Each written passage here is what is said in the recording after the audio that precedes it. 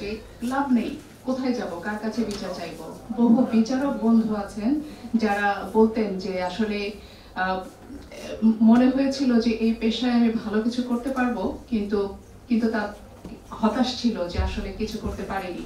অর্থাৎ সরকার অনেক কিছু বলেন বা বিগত সময়ে বলেছেন, হয়তো আমি জানি না কারণ তারা কতটুকু করতে পারেন বা কতটুকু ইচ্ছা থাকে নাকি এটা শুধুই বলার জন্য বলেন। কারণ গত 15 বছর আমরা অনেকবার শুনেছি বিচার বিভাগ স্বাধীন এবং সেটা কোনো হস্তক্ষেপ হয় না, কিন্তু হস্তক্ষেপ হয় না তার বহু প্রমাণ আমাদের কাছে আছে এবং আমরা সেটা দেখেছি। এবং সবচেয়ে বড় বিষয় হচ্ছে যে আমরা যে আন্দোলনটা দেখলাম, যে বিপ্লব বা প্রতিবাদ যেটাই আমরা বলি না কেন, যেভাবেই বলি না কেন, সাধারণ মানুষ যে ছাত্রদের সাথে একাত্ম হয়েছিলেন তার একটি বড় কারণ ছিল যে তারা কোনোদিন বিচার পাননি। বিচারহীনতা কাকে বলে এবং বিচারহীনতা কতটা নির্মম হতে পারে তার প্রতিফলন ছিল যখন ছাত্রদের সাথে সাধারণ মানুষ এক হয়েছিলেন। এবং এবং আমরা যে হাস্যকর বিষয়গুলো শুনেছি যে আসলে বিচার বিভাগ স্বাধীন, আমরা বিচার বিভাগকে স্বাধীন করেছি অথবা বিচার বিভাগকে আমরা এই স্বাধীনতা দিয়েছি, আমরা কোনো হস্তক্ষেপ করি না। এবং তারপরের যে দৃশ্য, দিনের পর দিন বহু মানুষ এখনো তারা কারাগারে আছেন, জেলে আছেন, তারা নিজেরাও জানেন না তারা কেন জেলে আছেন, কিসের জন্য আছেন।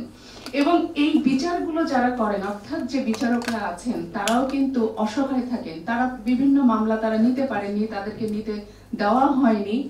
এবং আরেকটি বিষয় সেটি হচ্ছে যে প্রত্যেকটা সেক্টরের মতো, যেমন আমি সাংবাদিকতা করেছি বহু বছর, যেমন আমরা আমাদের নিজেদের কথা বলতে পারিনি। সবাই আমাদেরকে বলতো যে তোমরা তো অন্যদের কথা বলো, তোমরা তো নিজেদের কথা বলতে পারো না। একইভাবে আমি যখন দেখি যে আজকে বিচারকরা তাদের নিজেদের কথা কোথাও বলতে পারে না, তাদের নিজেদের সুযোগ সুবিধা কথা বলতে পারেন না। একটু আগে যিনি বললেন যে এই নিম্ন আদালতটা এমন একটি জায়গায়, কারো বাসা যদি মিরপুরে হয় এবং তিনি কিন্তু সঠিক সময়ে এসে উপস্থিত হতে পারবেন না। এগুলো খুব ছোট ছোট মনে হয় যে খুব সিলি বিষয়, এগুলো নিয়ে আলোচনা করার কি আছে, কিন্তু অ্যাড্রেস যদি এখানেই করা হয় তাহলে কিন্তু সমস্যার সমাধান অনেক হয়।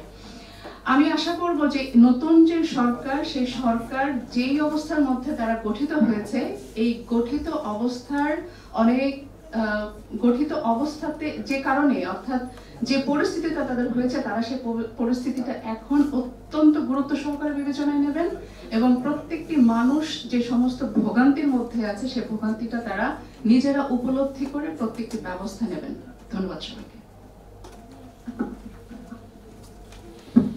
ধন্যবাদ।